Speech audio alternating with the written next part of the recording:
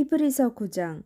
첫 번째 언약에도 예배 규칙이 있었으며 또한 예배를 위해 사람이 만든 장소도 있었습니다. 먼저 성막이 세워졌습니다. 성막의 앞부분은 성소라 불렀습니다.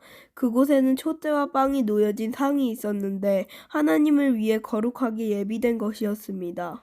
휘장으로 가려진 성소 안쪽에는 지성소라고 하는 작은 방이 있었습니다.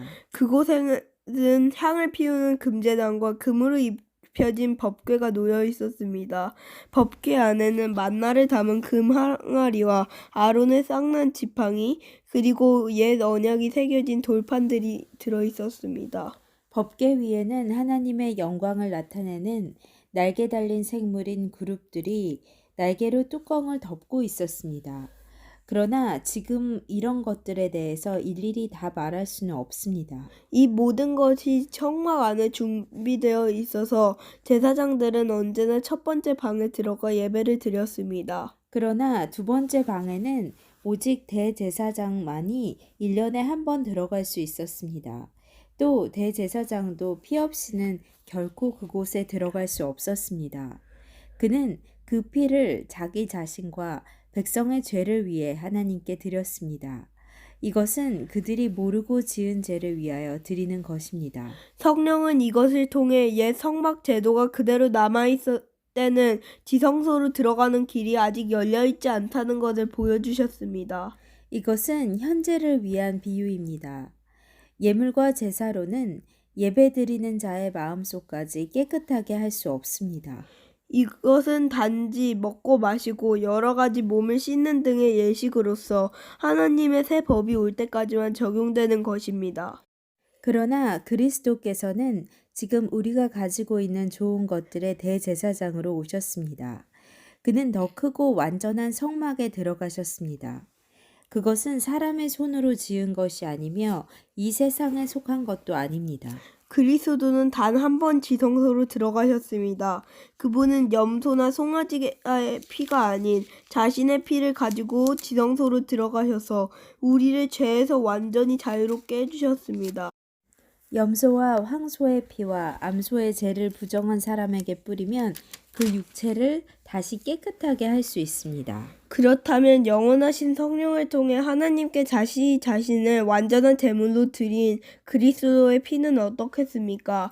그의 피는 죽음에 이르게 하는 행동에서 우리 마음을 깨끗하게 하고 살아계신 하나님을 섬기는데 부족함이 없도록 할 것입니다.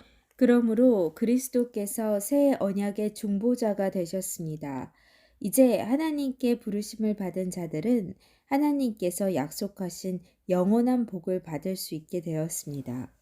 옛 언약 아래에서 살던 사람들을 죄로부터 자유롭게 하기 위하여 그리스도께서 죽으셨기 때문에 사람들이 그 축복을 누릴 수 있게 된 것입니다. 유언이 효력을 나타내려면 그 유언을 쓴 사람이 죽었다는 사실이 증명되어야 합니다. 그 사람이 살아있는 한 유언은 아무 쓸모가 없습니다. 오직 죽은 후에만 쓸모가 있는 것입니다. 이처럼 옛 언약도 죽음을 나타내는 피 없이 세운 것이 아닙니다. 모세는 백성들에게 율법에 적힌 모든 계명을 말해 주었습니다.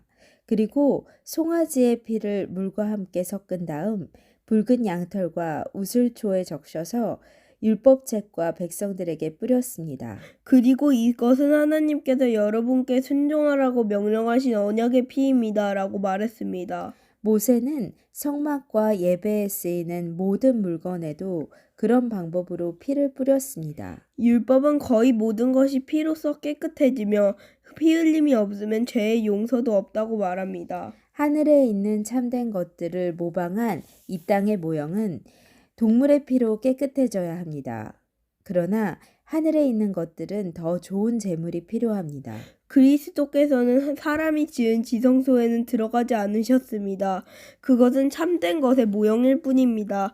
그리스도께서는 하늘에 올라가시고 그곳에서 우리를 도우시려고 하나님 앞에 서신 것입니다. 대제사장은 1년에 한 번 자신의 피가 아닌 동물의 피를 가지고 지성소로 들어갑니다. 그렇다고 그리스도께서 자신을 제물로 드리기 위해 매번 하늘로 올라가신 것은 아닙니다. 만일 그래야 한다면 그리스도께서 세상이 창조되었을 때부터 고난을 자주 받으셔야 했을 것입니다. 그러나 그리스도께서는 단 한 번 오셔서 자신을 제물로 드림으로 모든 죄를 깨끗하게 하셨습니다.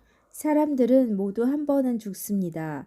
죽은 후에는 심판이 우리를 기다립니다. 그렇기 때문에 그리스도께서는 자신의 몸을 한 번에 들여 많은 사람의 죄를 없애주신 것입니다. 그리스도께서는 다시 오실 것입니다. 그때는 죄를 없애기 위해서가 아니라 그리스도를 기다리는 자들에게 구원을 주기 위해서 오시는 것입니다. 아멘.